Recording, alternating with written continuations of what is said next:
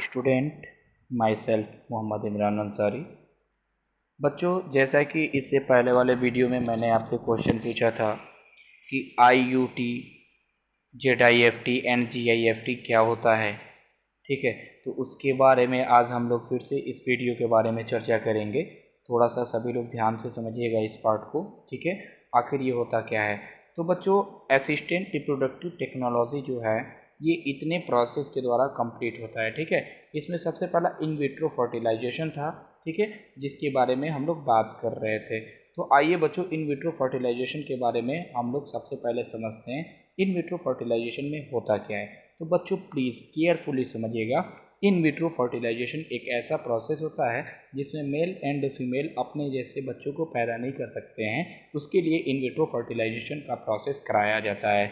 या तो इसमें फीमेल की कोई ना कोई गलती हो सकती है, यानी कोई ना कोई मिस्टेक इसके बॉडी के अंदर होता है जिसकी वजह से एग्स अच्छे से रिलीज़ नहीं हो पाता है, या बच्चे का उसके अंदर जो यूटरस के अंदर है एंडोमेट्रियम की लाइनिंग के अंदर उसका पूरी तरह से डेवलपमेंट नहीं हो पाता है, या मेल के अंदर इसके स्पर्म में कोई ना कोई प्रॉब्लम हो सकता है जिसकी वजह से इसका स्पर्म जो काउंट है कम हो जाता है, या स्पर्म अच्छे से बाहर नहीं निकल पाता है, ठीक है। तो इसमें किया क्या जाता है बच्चों, फीमेल के अंदर से जो एग्स हैं वो एग्स को पहले, यानी जब वो ओवुलेशन होने वाला है उससे 2 दिन पहले उसको इंजेक्शन लगा दिया जाता है, हार्मोनल इंजेक्शन, जिसकी वजह से उसमें जो एग्स हैं वो मेच्योर होके निकल जाते हैं, यानी मेच्योर अभी होते हैं फैलोपियन ट्यूब में, जैसे ही आते हैं वैसे ही इसके फैलोपियन ट्यूब से उस एग को बाहर जैसे बाहर निकाल लिया जाएगा इंजेक्शन के मीडियम से, और उसको मेच्योर होने के लिए रख दिया जाएगा। ठीक उसी तरह से मेल के भी स्पर्म को कुछ 34 टू 35 डिग्री सेल्सियस टेम्परेचर देके उसको भी स्पर्म को बाहर निकाल के रख दिया जाएगा। अब इन दोनों को बच्चों मेच्योर कराया जाता है, ठीक है ना। इन दोनों को मेच्योर कराया जाता है। आफ्टर मेच्योरेशन, जैसे ही मेच्योर बच्चों हो जाता है इन दोनों को लाके आपस में मिला दिया जाता है और इस तरह से जाइगोट बन जाता है। तो जाइगोट बच्चों आपको मैं बता दूं 2 तरह का बनेगा। एक तो जाइगोट जो बनेगा वो बच्चों जो होता है जाइगोट 2 से लेके 4 और 4 से लेके 8 तक का एक सेल बनेगा जिसको हम लोग क्लीवेज कहते हैं, ठीक है। क्लीवेज जो फेज़ है इसको हम लोग फैलोपियन ट्यूब के अंदर ट्रांसफ़र करते हैं, इसलिए इसको कहते हैं ZIFT यानी जाइगोट इंट्रा फैलोपियन ट्रांसफ़र, ठीक है। और एक होता है IUT, मतलब कि बच्चों अगर 8 से यानी 8 से अगर सेल्स और भी ज़्यादा हो गया, जैसे कि मान लीजिए 16 हो गया, 32 हो गया, तो ये जो सेल्स बने हुए बच्चों इसको डायरेक्टली फीमेल के यूटेरस के अंदर ट्रांसफ़र कर दिया जाता है। इसको इंट्रा यूटेरिन ट्रांसफ़र कहा जाता है, ठीक है। उम्मीद करता हूँ कि ये बात आप सभी लोगों को समझ में आ गया होगा। तो चलिए हम लोग एक बार और इसको समझ लेते हैं। इसमें क्या किया जाता है, मेल के फीमेल के एग को बाहर निकाला जाता है यहाँ पे क्या किया जाता है, फीमेल के एग को बाहर निकाला जाता है एंड मेल के स्पर्म को बाहर निकाला जाता है। इन दोनों को टेम्परेचर देके इसको पूरी तरह से मेच्योर कराया जाता है। जैसे ये मेच्योर हो जाते हैं इन दोनों को फर्टिलाइजेशन के लिए दोनों को आपस में मिला दिया जाता है। अब मिलाने के बाद से आप देखेंगे तो जाइगोट बन जाएगा। अब इस जाइगोट को उठा के आप फाइलोपियन ट्यूब के अंदर अगर ट्रांसफ़र करते हैं, अगर फाइलोपियन ट्यूब के अंदर अगर आप ट्रांसफ़र करते हैं तो इसको कहेंगे ZIFT यानी जाइगोट इंट्रा फाइलोपियन ट्रांसफ़र। और अगर मान लीजिए 8 सेल से अगर ज़्यादा है, 16 है, मैंने अभी बताया है 32 है या 64 है, अगर इतना है तो इसको फाइलोपियन ट्यूब के अंदर ट्रांसफ़र न करके इसको डायरेक्ट हम लोग यूटेरस के अंदर ट्रांसफ़र कर देते हैं, यूटेरस के अंदर ट्रांसफ़र कर देते हैं। इसको कहते हैं इंट्रा यूटेरिन ट्रांसफ़र। एक बात बच्चों याद रखिएगा, अगर ZIFT वाले प्रोसेस को यानी 8 सेल्स को अगर डायरेक्ट हम लोग उठा के, यानी जो 8 सेल्स ये बना हुआ है इसको अगर उठा के डायरेक्ट हम लोग फाइलोपियन ट्यूब के अंदर ट्रांसफ़र न करके यूटेरस के अंदर ट्रांसफ़र कर देंगे 8 सेल्स को, तो बच्चों बच्चे का डेवलपमेंट नहीं होगा, ठीक है। और या अगर मान लीजिए जो यहाँ पे 8 से ज़्यादा यानी 8 से ज़्यादा अगर सेल बने हैं, यानी कि 16 या 32 अगर सेल बने हुए हैं, इनको अगर हम लोग उठा के हम लोग यूटेरस के अंदर ट्रांसफ़र ना करके और अगर हम लोग फैलोपियन ट्यूब के अंदर ट्रांसफ़र कर देंगे, तब भी बच्चों आपको मैं बता दूं बच्चे का फॉर्मेशन अच्छे से नहीं हो पाएगा। अगर होगा भी तो बच्चा वहाँ पे डाई कर जाएगा, यानी कि वो मर जाएगा, क्योंकि उसका मेन प्लेस होता है एंडोमेट्रियम लाइनिंग के अंदर एम्बेडेड होके तब जाके वो बच्चे का फॉर्मेशन होता है। इस बात को याद रखिएगा।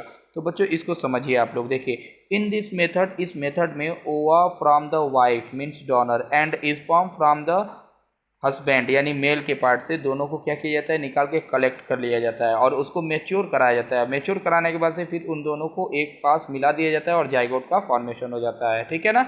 ये सभी प्रोसेस लेबोरेटरी में कराया जाता है। This is allowed by embryo transfer, और इसको एम्ब्रियो ट्रांसफर भी कर सकते हैं। एम्ब्रियो ट्रांसफर बच्चों 2 टाइप्स का होता है, मैंने अभी आपको बताया है। एक होता है ZIFT और एक होता है IUT, इंट्रा यूटेरिन ट्रांसफर। ठीक है, तो आइए हम लोग आगे बात करते हैं। यहाँ पे आप ध्यान दीजिए सभी लोग। यहाँ पे आप देख सकते हैं इन विट्रो फर्टिलाइजेशन का ये सेकेंड टाइप है, ये यानी कि एम्ब्रियो ट्रांसफर में सबसे पहला है बच्चों ZIFT यानी जाइगोट इंट्राफाइलोपियन ट्रांसफर। ये बच्चों होता क्या है, ट्रांसफर ऑफ जाइगोट, यहाँ पर ध्यान से समझिए, ट्रांसफर ऑफ जाइगोट और early embryo with up to 8 blastomere. मैंने अभी आपको बताया कि क्लीवेज को 8 ब्लास्टोमियर भी हम लोग कर सकते हैं, यानी कि 2 से 4, 4 से 8 तक के सेल को बच्चों हम लोग कहते हैं क्लीवेज। इस क्लीवेज वाले सेल को उठा के हम लोग डायरेक्ट फैलोपियन ट्यूब के अंदर ट्रांसफर कर देते हैं। So it is called ZIFT यानी जाइगोट इंट्राफाइलोपियन ट्रांसफर। याद रखिएगा, अगर इसको फाइलोपियन ट्यूब के अंदर 2 से लेके 8 सेल्स के बीच में अगर कितना भी सेल है, अगर इसको हम लोग ट्रांसफर फाइलोपियन ट्यूब में न करके यूट्रस करेंगे तो बच्चे का निर्माण अच्छे से नहीं हो पाएगा। और बच्चों एक और बात ध्यान दीजिए, अब क्या होता है IUT, मतलब मेरे कहने का मतलब यह है कि ZIFT को हमेशा फाइलोपियन ट्यूब के अंदर ही ट्रांसफर किया जाता है, इसीलिए तो इसका नाम पड़ा है जाइगोट। इंट्रा मतलब अंदर की ओर, फाइलोपियन का मतलब होता है फाइलोपियन ट्यूब के अंदर, ट्रांसफर मतलब ट्रांसफर करना। जाइगोट इंट्रा फाइलोपियन ट्रांसफर, समझ में आ गया।